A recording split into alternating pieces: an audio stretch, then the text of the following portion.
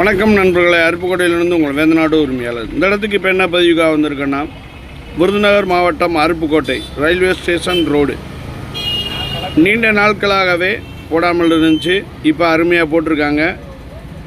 இது ரயில்வே ஸ்டேஷனில் இருந்து வர்ற தார் ரோடு. அந்த வேகத்தடைக்கு கோடு போட்டு விடுங்க அப்படிங்கிற மாதிரி மக்கள் சொல்கிறாங்க.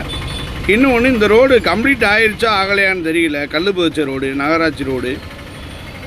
இந்த ரோடை எப்படின்னா, சைட்லாம் பாருங்கள், அப்படியே சேதமடைஞ்ச மாதிரி அப்படியே போட்டு வச்சுருக்காங்க. கல் எல்லாமே கம்ப்ளீட்டாக அடுக்கிட்டாங்க. அடுக்கினதை சைடு பராமரிப்பு இல்லாமல் அப்படியே போட்டிருக்காங்க.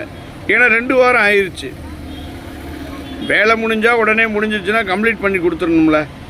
ஏன்னா வண்டிகள், பெரிய வண்டி, அந்த வண்டி இந்த வண்டி போகையில் கல் போட்டும் புண்ணியம் இல்லாமல் நொறுங்கி போய் கிடக்கு. அப்புறம் என்ன சொல்லுவாங்க, இந்த ஆட்சிக்காரவங்களே இப்படி தான், இந்த திமுகவே இப்படி தான், தீய சக்தி அப்படி இப்படின்னு சும்மாவே கமாண்ட் அடிக்கிறாங்க.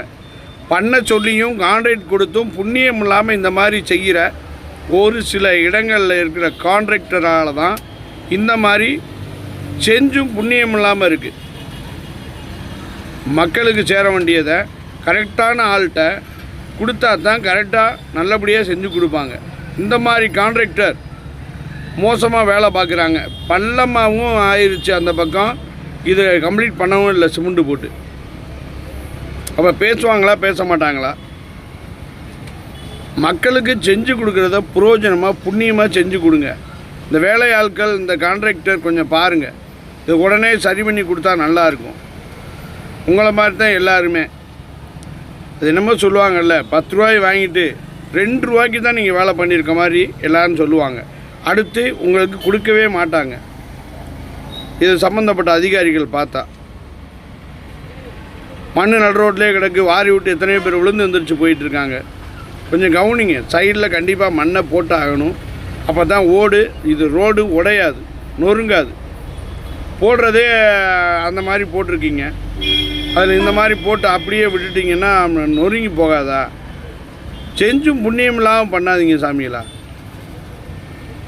கொஞ்சமாவது மனிதாபிமானத்தோட, மனித நேயத்தோடு நடந்துக்குங்க. உங்கள் வேலைக்காரர்கிட்ட சொல்லி கரெக்டாக இதை சரி பண்ணி கொடுக்க சொல்லுங்கள். கடமைக்கு செய்யாதீங்க. கான்ட்ராக்ட் கிடச்சிருச்சு, எப்படி வேணாலும் நம்ம வேலை பார்த்துட்டு போகலாம், கவர்மெண்ட்டு காசு தானே அப்படி நினைக்காதீங்க. இது எவ்வளோ வார்த்தைகள்லாம் வாங்கி இந்த பக்கம் ரோடை சரி பண்ணி கொடுக்கறதுக்கு எவ்வளோ பேச்சு வாங்கியிருக்காங்க இந்த ஆட்சியாளர்கள், இந்த அரசியல்வாதிகள். எல்லாத்தையும் யோசிச்சு பாருங்கள். நன்றி, வணக்கம்.